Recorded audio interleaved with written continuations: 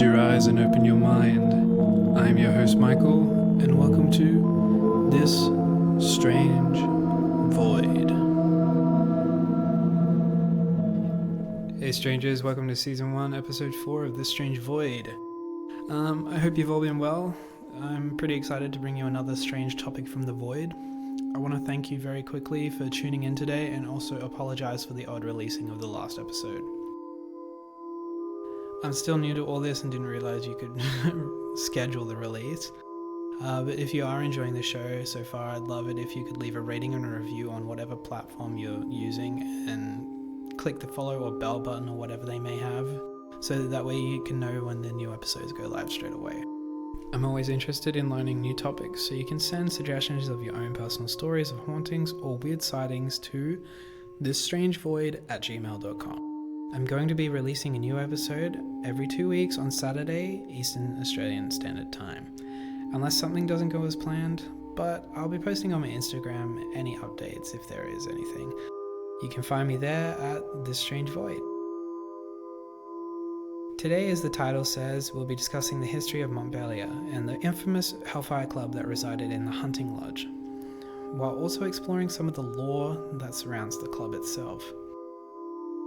The Hellfire Club has been referenced in pop culture in some way over the years, from comics, TV, movies, and music, and now it's pushed its way into another generation with the latest season of Stranger Things, with the Dungeons & Dragons Club also sporting the same name. So, let's get started, shall we?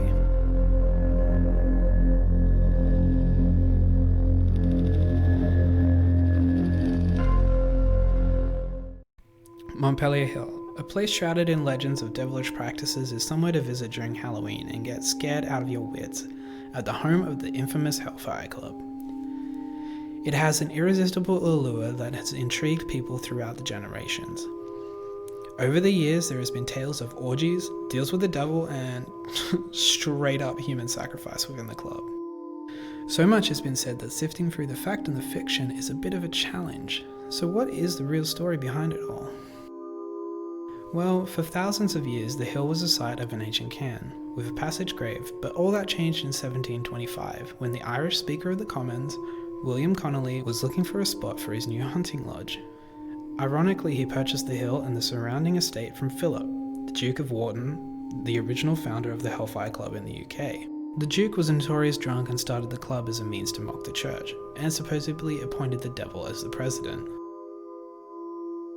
To build the lodge, Connolly used the stones from the cairn, with one still being able to see within the fireplace. And when the roof of the lodge soon blew off after completion, it was deemed the work of the devil in retribution for disturbing the burial site, or the work of the vengeful spirits from the site, depending on which version of the tale you believe more. After Connolly's death, the lodge was sold, and it was said to become the meeting place for the Irish Hellfire Club. The members met at locations across Dublin and were known for their immoral behaviour and debauchery involving alcohol and sex. The secrecy surrounding the club led to speculation that its members were Satanists and devil worshippers. The president was named the King of Hell and dressed like Satan with horns, wings, and hooves. The members were said to set a place at each meeting for their devil in hopes that he'd attend. The members were said to hold black masses in the lodge, during which cats and even servants were sacrificed. Some say the lodge was deliberately set on fire in order to enhance the building's hellish atmosphere.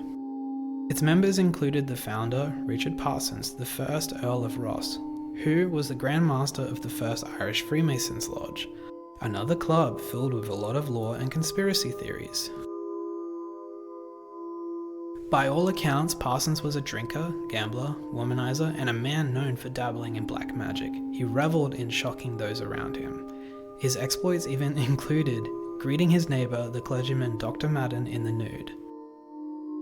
When his life of exploits had finally caught up with him, Madden urged him to repent, ending with him outlining all of his sins in a letter that was simply addressed to "My Lord." Parsons reportedly had the letter rebound and forwarded to the Earl of Kildare as one of his last deathbed pranks. Then there was alleged Master of Revels James Warsdale, who went on to found another Hellfire Club in Limerick. Henry Barry, the Lord of Santry, was a renowned drunk and would often become quite angry. He is said to be responsible for at least one murder. Accounts say that he set fire to his chairman's sheets while he laid in bed sick, but he always managed to escape prosecution. One of the club's notorious members was the landowner himself, Simon Luttrell. Legend holds that Luttrell promised the devil his soul in 7 years' time in exchange for clearing his debts. So when it came time for the devil to collect, the quick-witted Luttrell managed to distract him and flee. It's a fanciful tale, but what is known is that after the collapse of the club, he returned to the UK, where his ruthlessness saw him become the first Earl of Carhampton, and subsequently named the worst man in England in the poem Diaboliad. Eerily, he somehow managed to outlive all of the other members.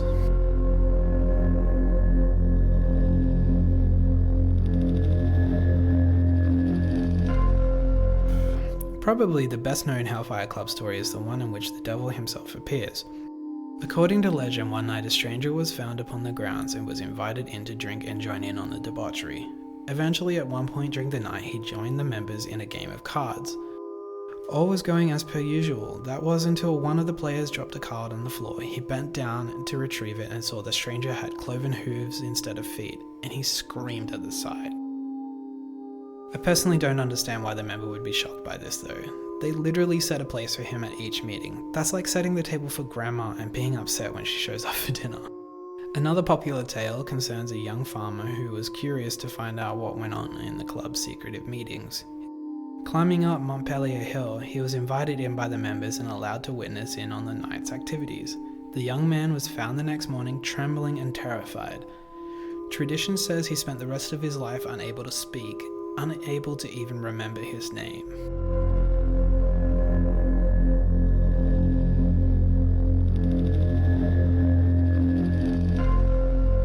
Black cat also features in one of the most famous tales. In this story, another young man visiting a local farmhouse goes to uncover the activities of the club.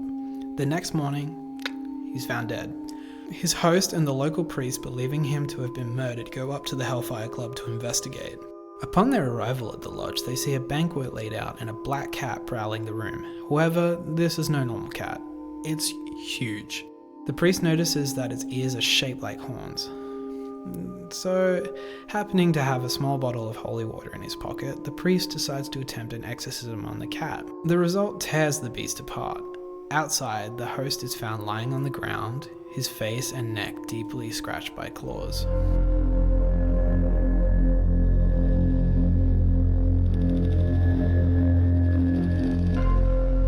What we do know is this. Drinking to excess was mandatory, and several accounts hold that its members enjoyed scalthine, a blend of hot whiskey and butter. Their sessions often ended in violence and sexual assault, and on one occasion, the murder at the hands of Henry Barry. Open mockery of the church was expected, but it is still uncertain on pacts with the devil and human sacrifice.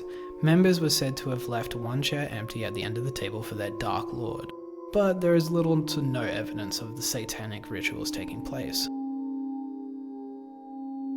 A letter which is believed to have been from a club member references the sacrifice of maidens, but this has been argued to be an allusion to taking their virginities as opposed to taking their lives.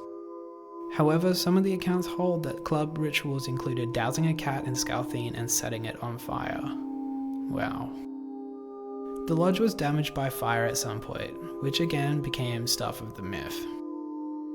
A footman spilled a drink on the Catholic-hating Burnchapel Whaley's coat, allegedly prompting him to set the poor man on fire. The fire then reportedly engulfed the club and killed several members, and more or less put an end to the club as it was. The second generation of the Hellfire Club came courtesy of Whaley's son, Buck, who revived it as the Holy Fathers. This new generation of Hellraisers was even more depraved. Stories of crazy wages, kidnappings, murders, and even cannibalism emerged under his reign. As Buck got older, he finally felt the need to repent his sins. According to his memoirs, while praying, he could feel the devil creeping along the aisles towards him. The encounter terrified him so bad that he quit Ireland altogether for the Isle of Man, ending that chapter of the Irish Hellfire Club.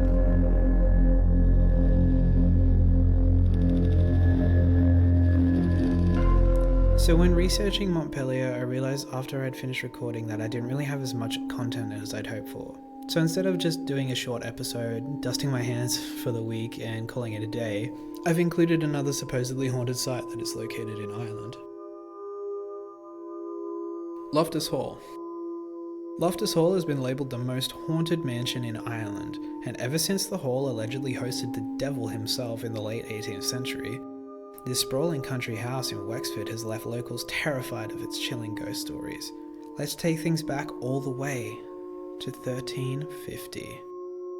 When Loftus Hall had finished completion of its construction, it was deemed an architectural marvel and has remained to this day. Though this stunning Georgian mansion has long been revered for its beauty, it's also inspired terror for its chilling tales of ghosts. According to the stories that define Loftus Hall to this day, it was a dark Irish evening in 1775. The wind was howling as cold rain poured from the thundering skies. All of a sudden there came a mysterious rapping at the door. The Tottenham family of the Loftus Hall didn't find this unusual, however, as the private shoreline was often used by sailors as a safe haven in the stormy weather. They offered the man at the door shelter for several days. He befriended one of the hosts and took a particular liking to one of the Tottenham daughters, Anne. Anne eventually reciprocated the feelings and fell in love with the stranger. One evening, as they were enjoying a game of cards, Anne realized that she had dropped one of her cards to the floor. Bending down to retrieve it, she saw her lover's feet under the table. She screamed at the sight as he had cloven feet, the feet of the devil, somewhat similar to the story from Montpellier, which is what made me think of this one. But also, how do you not know the man you've spent several days with, A, doesn't have shoes on, and B, has hooves? Sorry, where was I? Oh yeah. Then the devil shoots up through the roof, leaving a large hole in the ceiling which was unable to be repaired. Or he simply vanished into a puff of smoke, old David Blaine style, depending on which you find more believable. And seeing as the roof is intact, repaired, I would probably go with the latter. Anne soon became pregnant, and it was concerned that she might be carrying the child of the devil. And once she gave birth to the child, her parents murdered the infant and buried it within the walls of the tapestry room. As you do. A priest was called to perform a cleansing and an exorcism of the house. Anne spent the last few years of her life locked away in the tapestry room where the remains of her child were buried within the walls. The skeletal remains of an infant were later discovered in the 1870s during the house being renovated. Supposedly, her spirit still wanders the halls, with orbs and manifestations being seen around other parts of the house. Some theorize that the legend of the devilish visitor was fabricated to hide the scandalous truth that Anne was impregnated out of wedlock by the visitor, and subsequently let her baby die.